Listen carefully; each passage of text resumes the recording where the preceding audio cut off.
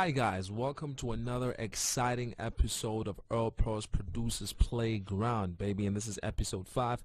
It's been a long time. Today I want us to talk about equalizers, right? What is an equalizer? How do we EQ? When do we equalize? How do we equalize? Which equalizer type is the best? All right, now let's Ben Duffy this. What is an equalizer? Okay, first of all, this abbreviation is EQ, right? EQ. So an equalizer is an analog or digital device that has the potential to alter the harmonics of any given sound in respect to the audio frequency spectrum. So traditionally, how they came about was through the invention of the telephone line. Let's thank God for Mr. Alexandra Graham's bell for this one.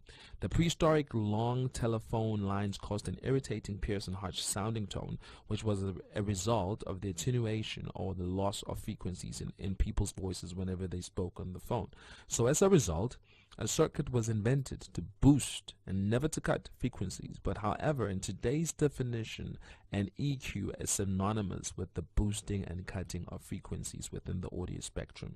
So the initial intention of an equalizer was never to cut, but it was invented to boost frequencies only. But then, hey, there you have it. And everything changes in life, you know.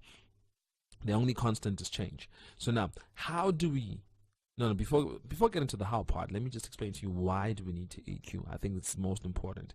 Despite the obvious aforementioned usefulness of an equalizer, in the modern world, people use EQ to balance sounds, to shape sounds, and to usher in the transition of one sound to the next, introduce another sound as in a sort of a special effect manner, to speak, and for further illustration on that I've just explained, you can search or go to YouTube and you'll find and type in how to DJ house music, and you'll see that when DJs transition from one deck to the next and introduce another song, they will usually filter out low frequencies of one song to allow the other one to come in, So it has become a creative tool. EQing has become a very creative tool that is an essential. It is an essential in live sound reinforcements and in pre-post production situations as well. So an EQ is to an engineer what a chisel is to a sculptor. Okay, here's a picture of a chisel, okay, and a sculptor sculpting. So it is a creative tool that allows you, the engineer, to realistically shape sounds the way that you hear them in your head, and pull them out so people can hear them out of the speakers.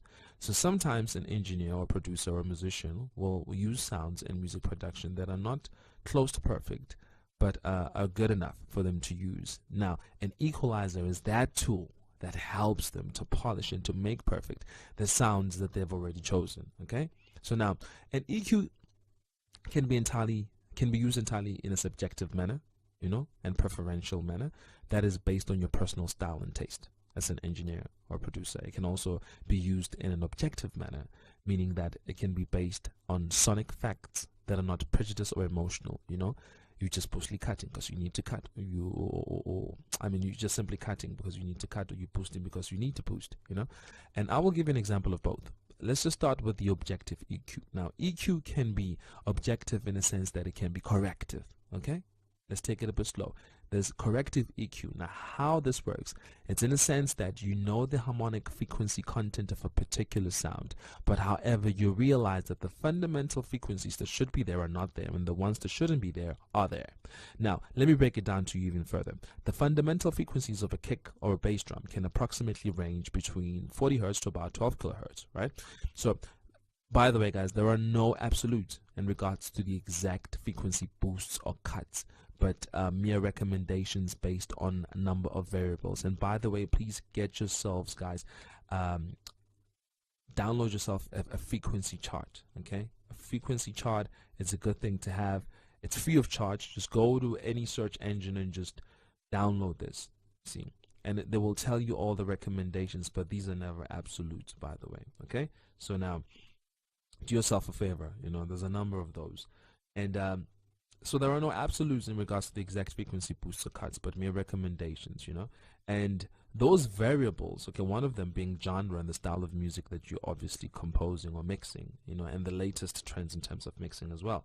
Like, for instance, in hip-hop music and pop music and house music, the kick drum is almost always loud and upfront whenever it is played. But however, in music genres like jazz, folk music, big band music, and gospel music, you'll find that the kick drum is quite soft, and it's a bit in the background, in terms of amplitude. And with rock music, it's sometimes in between. It's almost always in between, the loudness wars of kicks. However, with that being said, the frequency range of all kick drums is pretty much universal, right? Though the amplitude may vary, depending on the style of music, but the frequency fundamentals are pretty much the same. It is very uncommon to apply a high pass filter, which filters out low frequencies, let's say below 1 kilohertz, in all genres of music on the kick drum, because it would make the kick drum to sound like a wood block or a finger snap. So therefore, this makes the frequencies below 1 kilohertz or 1,000 hertz fundamental to any kick drum. Do we agree on that? Yes, we agree.